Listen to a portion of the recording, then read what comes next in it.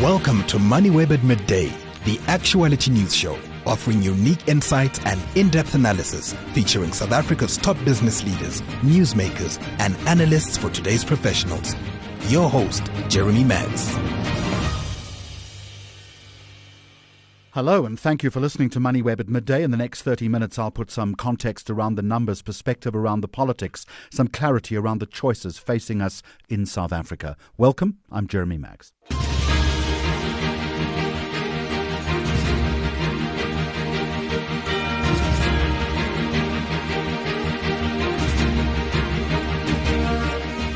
Coming up on the programme today, Cape Town's port turnaround faces its biggest test yet as billions in fruit exports go on the line. The Transport Minister is standing by to talk to me. Tax-free transfers between spouses could be under threat with potentially costly consequences for couples. South Africa's only dedicated whistleblower support organisation says it may be forced to shut its doors. And can an employer reject a traditional healer's sick note, or does the law require greater cultural accommodation? It's Wednesday, the 12th of August.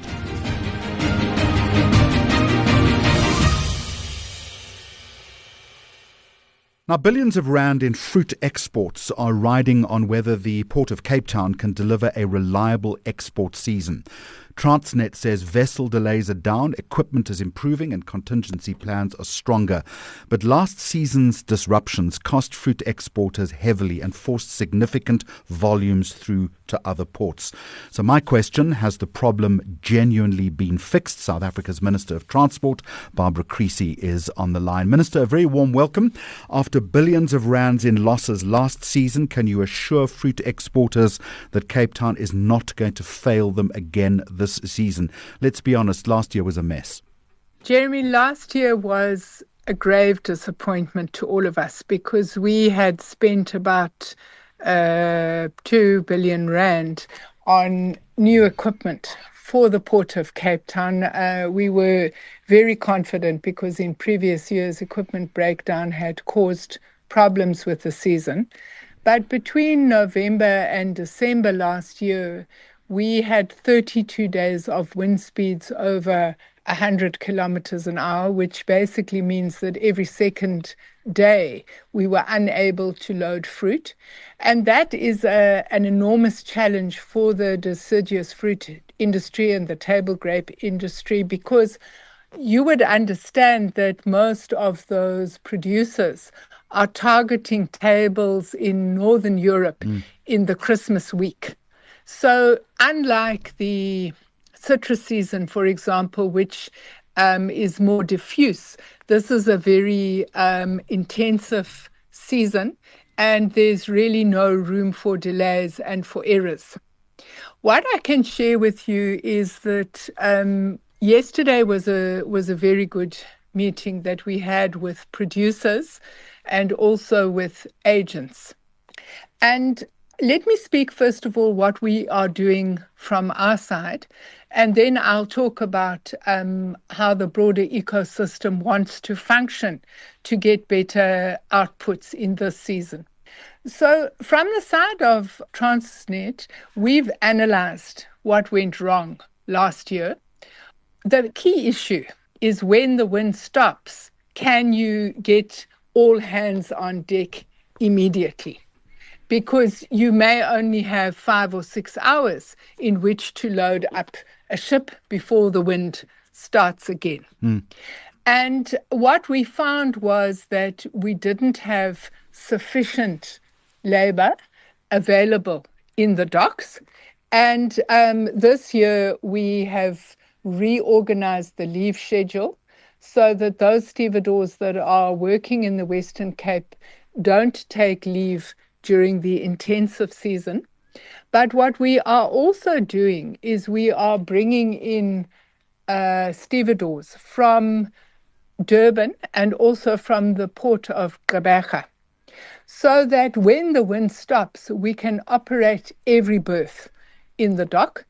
And we can obviously then, regardless of the order in which the ships might have come in one by one, we can then work on all of them at once and recover much more quickly. We are also improving the trains that come from our back of port facility Balcon. So what we do when there's wind is we bring the containers to Balcon and to other private back of port facilities where we plug them in. What we want to do with the Balcon facility that is very large is last year there were only 1 or 2 trains that were operating. Now what we want to be able to do is to operate 5 trains at a time. A train can carry up to 100 containers. So it's obviously much more efficient than having 100 trucks coming into the docks. So this is how we are working. But what was very interesting about yesterday, because I went into yesterday expecting a severe beating.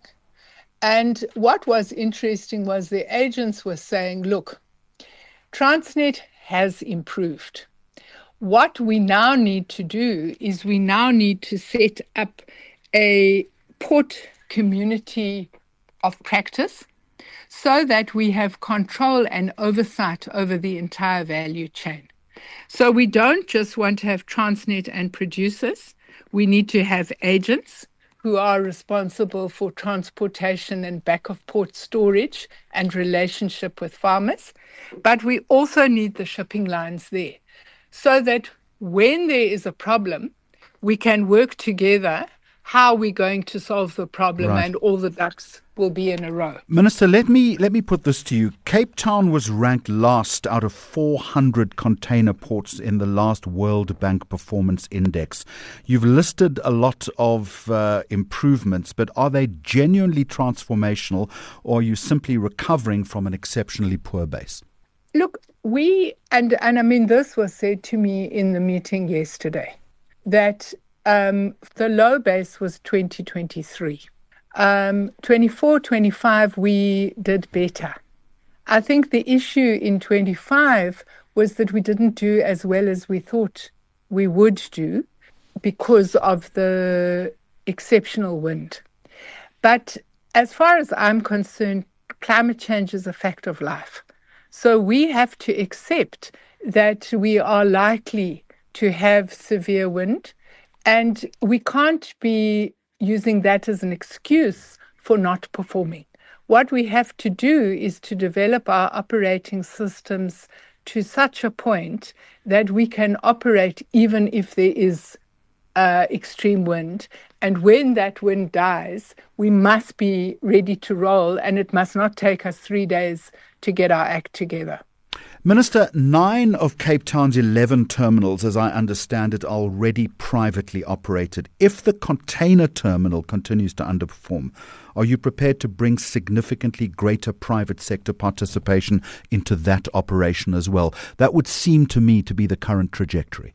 Well, that was the argument I was expecting was going to be put to me yesterday. And it wasn't. What interested me was that what they were saying to me is not everything is within Transnet's purview.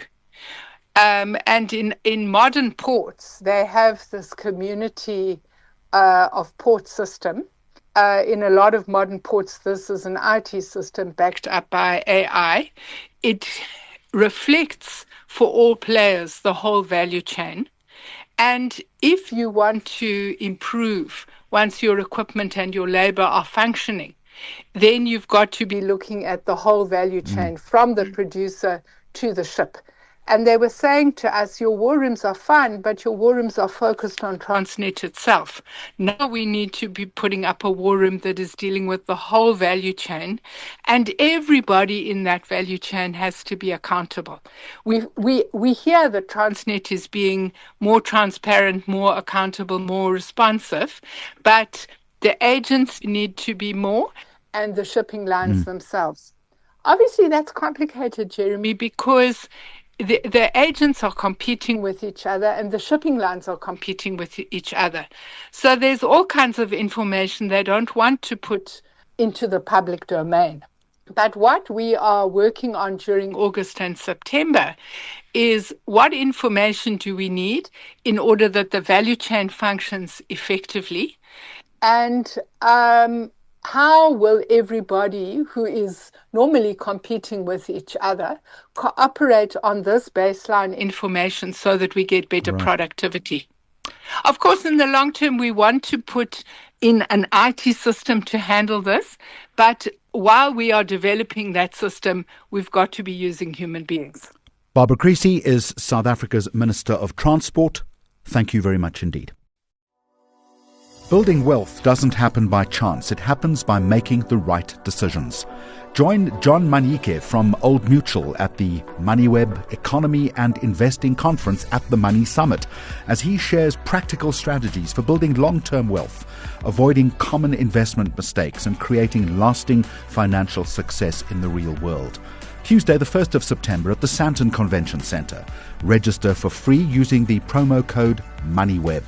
Secure your seat today. Go to moneyweb.co.za and start building a stronger financial future. Moneyweb at midday for all your up-to-date stories.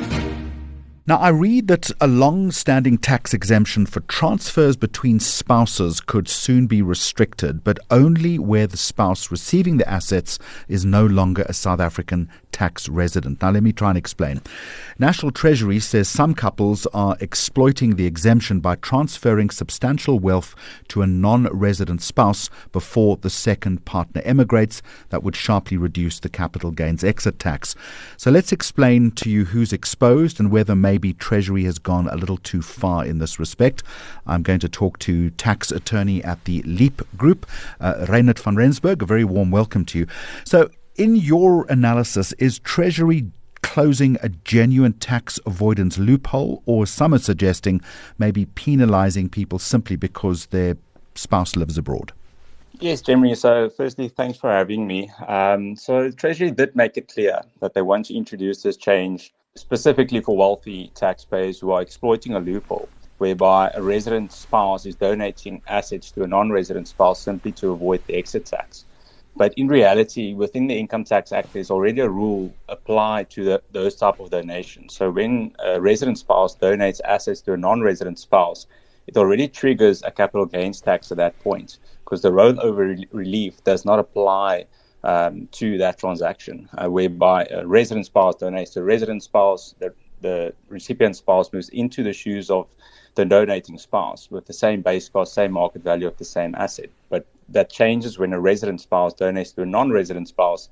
There's no rollover relief available. So the resident spouse is deemed of disposing those assets into the open market. So that triggers a capital gains tax in itself. So what kind of tax then could a resident spouse face when transferring assets to that non-resident partner? So firstly, it will trigger that CGT as we mentioned, but with the new law amendment, they want to apply donations tax to that same transaction as well. So it will essentially result in a compounding tax being levied. A lot of people are referring to it as a double tax, but at the end of the day, it's two different types of taxes being levied. So it's just a compounding tax resulting in a higher tax burden. And I did give it quite thought why Treasury want to introduce this change. And what makes the most legal sense to me is maybe regarding the estate duty base in South Africa, because as soon as assets leave the South African tax net into the hands of a non-resident, and that non-resident passes away, the estate duty is not levied on most of those assets. So it might have something to do with estate duty itself, because that's the main purpose of the nation's tax, is to avoid a situation where an individual transfers their wealth just before they pass away, just to avoid estate duty. And that's why donations tax are there, to be applied before you pass away and to avoid estate duty itself. How common is this practice of transfer then? I'm assuming the Treasury wouldn't be moving on this unless there was a trend here.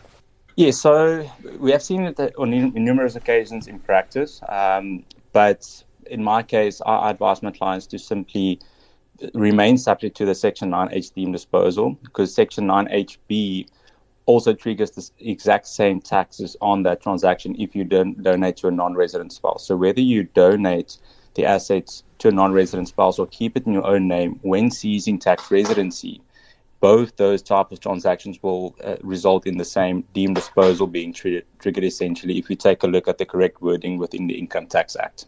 Are there legitimate transfers that could be caught in this net? I'm thinking of things like family support or maybe even the movement of assets that have been jointly accumulated. Yes, there can be.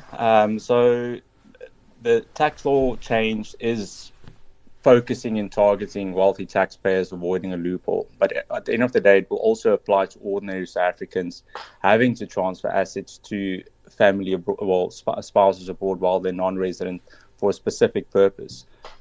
So it can have a negative impact on those ordinary South Africans, even though they are targeting wealthy taxpayers who are trying to close off a loophole. Does SARS not, though, already have sufficient anti-avoidance powers to challenge an artificial arrangement without changing the exemption for everyone? Yes, absolutely. So, as mentioned, the Section 9HB is one of those anti-avoidance rules that can be applied to make sure that the extra tax is not avoided. And that specific section, I believe, was already introduced in 2019.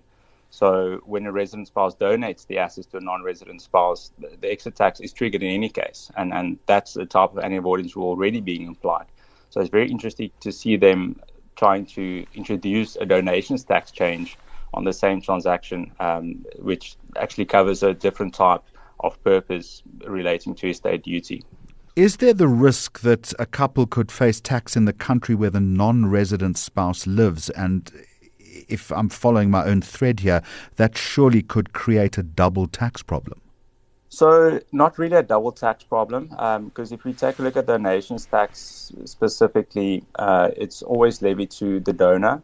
So it's subject to the donor's residency status, where the donor is considered ordinary resident, and the funds being received on the other side in the non-resident's country, it's all subject to the country where the person is residing as well. But in a general sense transaction, there won't be any necessarily any tax consequences on the non-resident side simply receiving a donation from an individual in another country. If I understand this correctly, the draft was published months after the proposed effective date. Correct me if I'm wrong. If that's the case, though, is it legally and ethically acceptable to impose a tax retrospectively? Yes, so they did introduce the possible amendment or comment on it in the budget speech in February already. So now this draft bill was introduced months later, actually providing the exact wording that will be enacted. And they want to apply it retrospectively from February already. So any transactions happen in the meantime, that donations tax will apply to those transactions as well. So it's difficult to comment on fairness itself, because on the one side, Treasury needs to protect the South African tax base, but they also need to ensure certainty to taxpayers as well. So there's certainly a raise of concern when it comes to fairness and legal certainty, but then again, Treasury needs to make sure that they prevent a situation where taxpayers run to ensure they take certain transactions just before legislation is enacted. And that's why these type of policy changes are introduced quite suddenly. And just a final one, should affected couples then, give us some advice here, should they pause transfers immediately or do they need to get some kind of professional advice before acting in any way? Based on the current wording of the proposed amendment, I would say resident spouses need to avoid donating assets to non-resident spouses, because you don't want to be subject to that unnecessary donations tax if this is passes into or enacted into legislation. So I would definitely say avoiding that transfer itself, because as mentioned, that transfer does trigger its own capital gains tax. So there's no real difference between donating your assets to a non-resident spouse to avoid extra tax in comparison to keeping it in your name and just go through with the extra tax itself. It has the same effect from a tax perspective, essentially. From the advisory group, the LEAP Group, Reinert van Rensburg, tax attorney, thank you very much indeed for the explanation. I appreciate your time. You're listening to Moneyweb at Midday. South Africa keeps saying whistleblowers are essential to fighting corruption, but an organisation set up specifically to support them now says it could be forced to close. Since 2022, if I'm not mistaken, the Whistleblower House has received something in the region of 515 applications, has supported over 300 qualifying whistleblowers, and currently has 47 active legal cases, but also says donor funding is running out. This comes just months after government published a new protected disclosures bill promising stronger legal, financial and security protection for whistleblowers. This is a very important issue within the current South African paradigm. The Chief Executive Officer of the Whistleblower House, Ben Tron, a very warm welcome to you. Let me ask you this. If South Africa's only dedicated whistleblower support organisation can't survive, what does it seriously say about the country and our ability to take whistleblowers seriously? Well, the only thing we can think of, and after months of begging, we don't believe the country takes whistleblowing seriously. I don't think companies realize the value, and government themselves, we are very concerned about how much they care about whistleblowers and, more importantly, about fighting corruption. Why do you think we're not taking this seriously enough? Whistleblowers are invisible until somebody gets murdered. If you think about carefully, whistleblowers they don't make headlines every day. They do make headlines when it's too late. And we have been knocking on doors, government, private sector, businesses, small business, corporates. And unfortunately, they have other priorities. And when we look at the South African environment, the priorities would typically be food, health, education, gender-based violence, and then children, taking care of children. Whistleblowers do not feature very high on any agenda at the moment. How close then are you to actually shutting your doors, and how much money, Ben, do you need to prevent that? Okay, the reason for the publication that we're running out of money is that we have 3 months operational budget left. 3 months, August, September and October. If that money runs out, we have no money. We've already informed, and I've got to give credit to our service providers, the lawyers and the psychologists. We've given them notice in May already that we don't have money, so they must either go very slow with cases, or if it can't be helped, if a case is enrolled in court, please proceed, but bear in mind that that is at risk, because we don't have money. And the difficulty you have in normal business terms, if your credit is higher than what your balance and your actual cash flow is, you are in trouble, because then you've got to declare bankruptcy. We have been notified yesterday that we've got a small grant, which we didn't expect, it's out of the blue. And the next 2 donors are sitting, one in September and one in October. And if that money does not come through, we are forced to close the doors in this year still. Have applied. Have you gone directly to government for financial support? And if so, what response have you received? We've been in discussion with government on the CARA funds, the Criminal Asset Recovery Account. And we do have a MOU with the SIU, where if they have a whistleblower, they actually have asked us to help. In May month and June, we had told them we can't take all their whistleblowers anymore because we don't have funds. We have written to the police minister asking, can we access CARA funds? We are waiting for an appointment. And that would take a bit of time, but that is the solution, because if you think about the new legislation, it will not come to fruition for at least 36 months. So there's a gap of 36 months as we're sitting here today. Ben, there is, of course, the question about whether government should actually be funding you. And let me explain. How can one take state money while remaining independent enough to support someone exposing corruption inside that same state? Let's not just state to the state. Let's assume companies, and we can list any company, it's a neutral conversation. Telkom, Eskom, if they give us money, that does not stop us from supporting the whistleblowers out of Eskom and Telkom. We do not look at the company who funds us and then we pick sides on that one. We provide service to the individual whistleblower who desperately needs it. You asked me a question about funding, and this before the time ran out. Anybody, any individual person can donate. We've got a donate button on our website, thewhistleblowerhouse.org. We are hoping corporates and businesses would come on board where 100,000 or R1 million can be donated at one stage. And that is, you asked me what my burn rate is. Anything between 800 and 1.2 million a month, based on where we are with the legal system. I assume that you're having some very awkward conversations with those people involved in the 47 active legal matters right now. What are you telling them, and what is their response? They're very disappointed. They're in various levels in the legal system.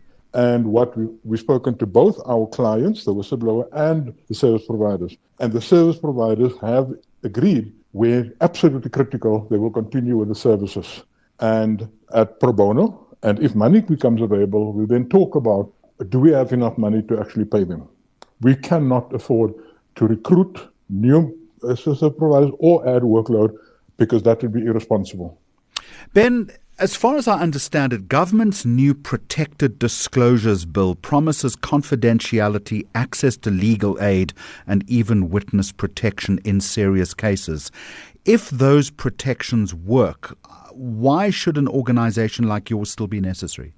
That's 3 years down the line. Let me just put that out there immediately, because if the bill gets tabled today, it will take 18 months to get through the system. Then they've got to write regulations to go with that. They've got to allocate and appoint people. Nothing will happen before 36 months from today. Only then do they start operating. They've got to build up their systems, etc. If that system is alive and well, and it works properly, potentially the whistleblowers can close the doors. I'll be happy to do that. The chances of that happening, because the reason why NGOs exist is because government cannot perform the duties expected of them.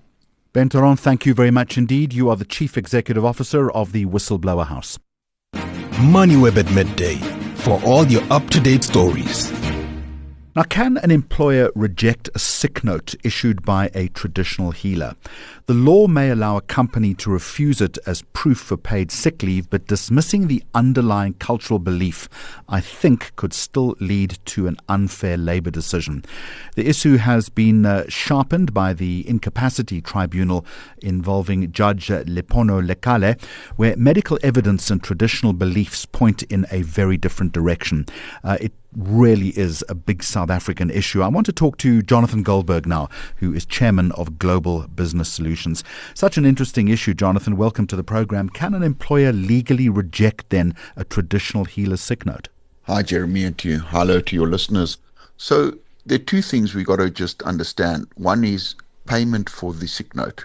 So the payment for the sick note is really regulated by the Basic Conditions of Employment Act, or by any agreement you might have, collective agreement that you might have with your employees. So let's take the Basic Conditions of Employment Act. At the moment, it only recognizes medical practitioners. So the issue around traditional healers' notes, and again it's defined as herbalists and traditional birth attendants and traditional healers, is regulated by the published Traditional Healers Practitioners Act, which is published in 2024.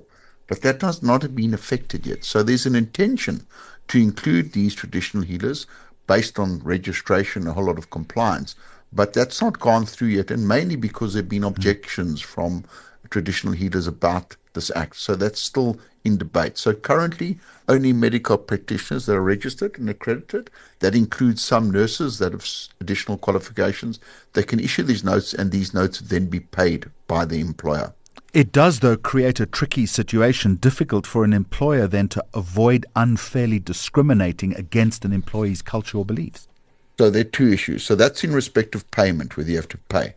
But the Kivitz-Kroon matter, a labour court matter, really emphasised the issue around a cook who wanted to take some time off to go to his traditional healer and to go through that particular exercise, where the employer could have given him the time off but refused.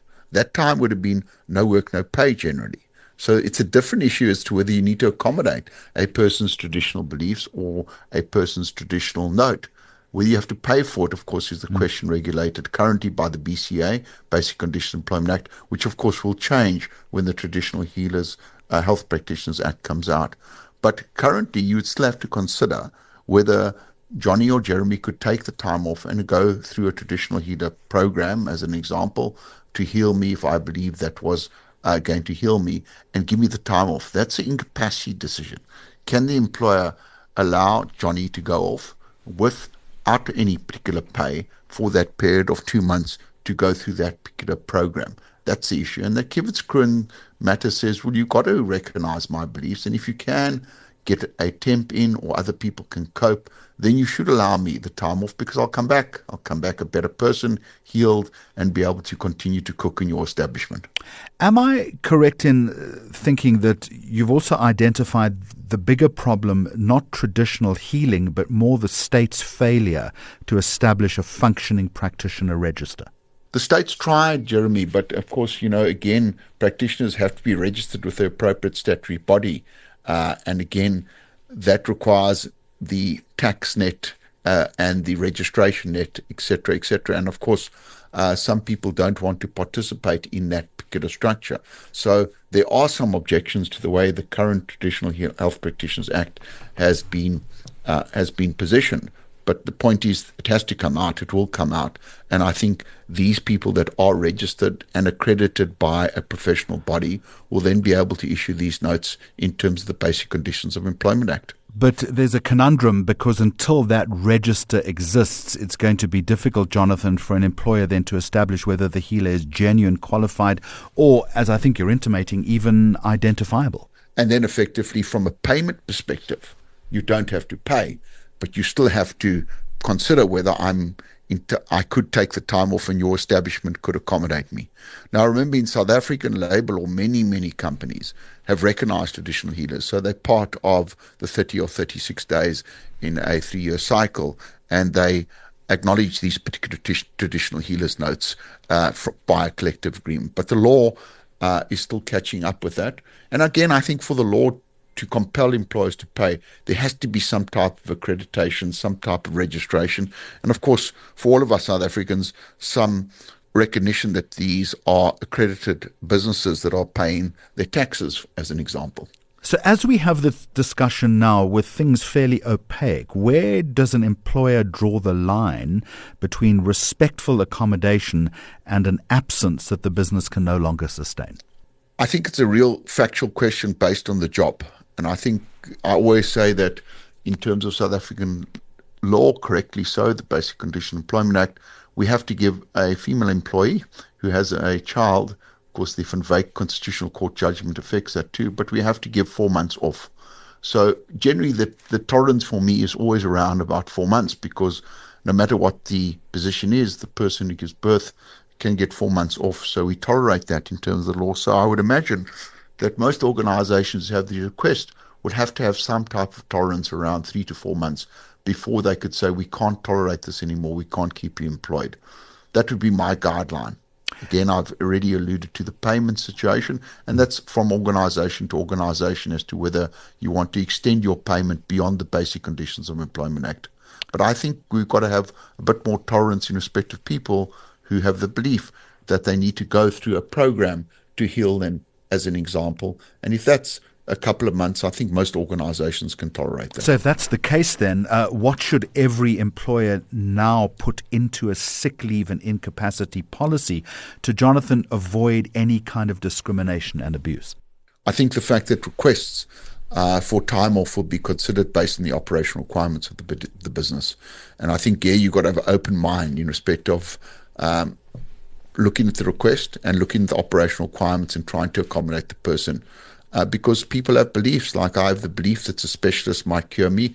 Other people have different beliefs, and those beliefs, as we've seen in medical science, are very important in respect of healing a particular person. Your beliefs are very important in respect of your recovery.